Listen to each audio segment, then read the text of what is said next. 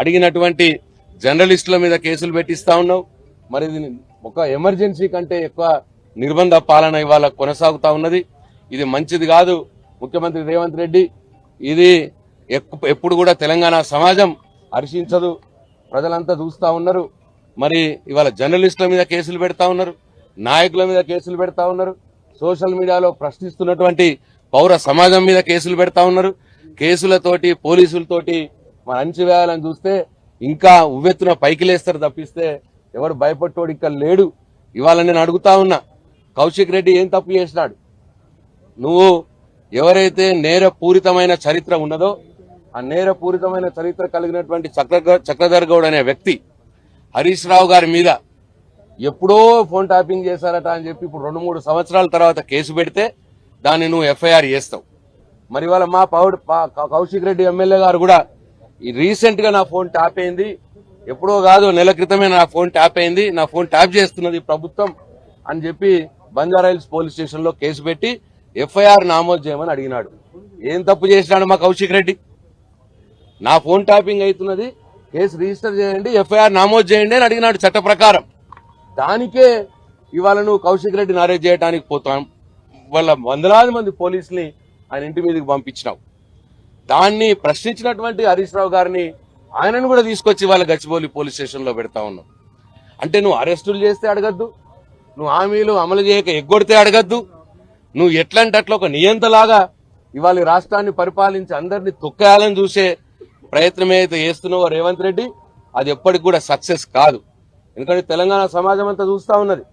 3 రోజుల క్రితం కేసులు పెట్టించారు హరీష్ రావు గారి మీద. ఎవరు పెట్టారు కేసు? చక్రధర్ గౌడ్ అనే వ్యక్తి. ఆయన వెనకాల ఒక నేరపూరితమైన చరిత్ర కలిగినటువంటి వ్యక్తి. ఎప్పుడోనట ఆయన ఫోన్ ట్యాప్ చేయించాడంట హరీష్ రావు గారు. అది 3 సంవత్సరాల తర్వాత ఇప్పుడు కేసు పెడతాడట. దాన్ని వీళ్ళు ఎఫ్ఐఆర్ చేస్తారట, దాని మీద చర్యలు తీసుకుంటారట. మరి అదే మా కౌశిక్ రెడ్డి గారు నిన్న పోయి నాకు నెల క్రితమే నా మీద ఫోన్ ట్యాప్ అయింది, మరి చర్యలు తీసుకోండి అని అడిగినాడు, ఎఫ్ఐఆర్ బుక్ చేయండి అని అడిగినాడు. తప్పేం చేసినాడు కౌశిక్ రెడ్డి? అంటే మీరు ఉసుగొల్పినటువంటి నేర చరిత్ర కలిగినటువంటి చక్రధర్ గౌడ్కు ఒక న్యాయం, ఇవాళ లక్షల మందికి ప్రాతినిధ్యం వహిస్తున్నటువంటి ప్రజల ఓటుతోటి ప్రజలతోటి గెలిచినటువంటి ఒక ఎమ్మెల్యే, ఒక శాసనసభ్యుడు కౌశిక్ రెడ్డి గారికి ఒక న్యాయమా?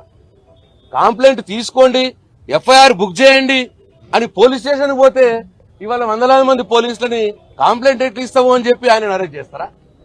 ఎట్లా అరెస్ట్ చేస్తున్నావు మా ఎమ్మెల్యే అని అడిగితే హరీష్ రావు గారు మరి మంత్రిగా పనిచేసిన వ్యక్తి, తెలంగాణ ఉద్యమంలో పనిచేసిన వ్యక్తి, తెలంగాణ రాష్ట్ర సాధనలో కీలక భూమిక పోషించినటువంటి వ్యక్తి, ఇవాళ తెలంగాణ రాష్ట్రంలో అనేక అభివృద్ధి కార్యక్రమాల్లో ప్రత్యక్షంగా పాల్గొన్నటువంటి వ్యక్తి, గత 30 సంవత్సరాలుగా మరి ప్రజా జీవితంలో ఉన్నటువంటి వ్యక్తి, లక్షల మెజార్టీతోటి ఆయన నియోజకవర్గం నుంచి ప్రతిసారి మెజార్టీని పెంచుకుంటూ గెలుస్తున్నటువంటి వ్యక్తి. ఇవాళ అరెస్టులు మా ఎమ్మెల్యేని ఎందుకు అరెస్ట్ చేస్తామని అడిగితే ఆయన తీసుకొచ్చి ఇవాళ గచ్చిబౌలి పోలీస్ స్టేషన్ లో అరెస్ట్ పెడతా ఉన్నారు. ఇది చాలా తీవ్రంగా ఖండించాల్సినటువంటి చర్య, దుర్మార్గమైన చర్య.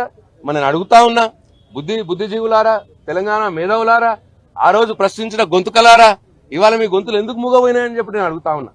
దయచేసి ఇప్పటికైనా స్పందించండి. తెలంగాణ మేధావి లోకాన్ని నేను కోరుతా ఉన్నా, తెలంగాణ బుద్ధిజీవులు నేను కోరుతా ఉన్నా, ఇటువంటి అక్రమ అరెస్టులపై స్పందించండి.